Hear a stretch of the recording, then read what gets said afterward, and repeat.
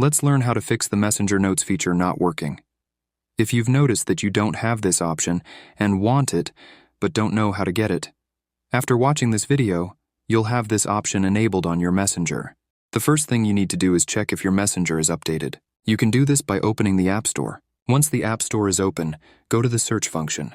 You can access the search function by clicking on the search option located in the bottom right corner of the screen. When the search bar appears, type in Messenger, and it will take you to the page where Messenger is listed. If it says Open next to it, then your Messenger is updated. If it says Update, click on it and wait for a moment. Next, go to the settings on your phone.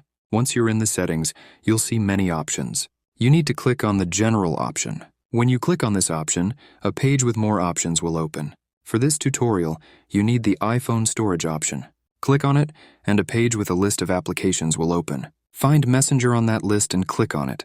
When you click on it, a page will open where you need to click on the Offload App button.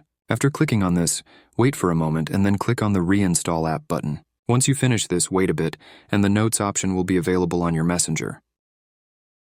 So thanks for watching, and see you in the next video.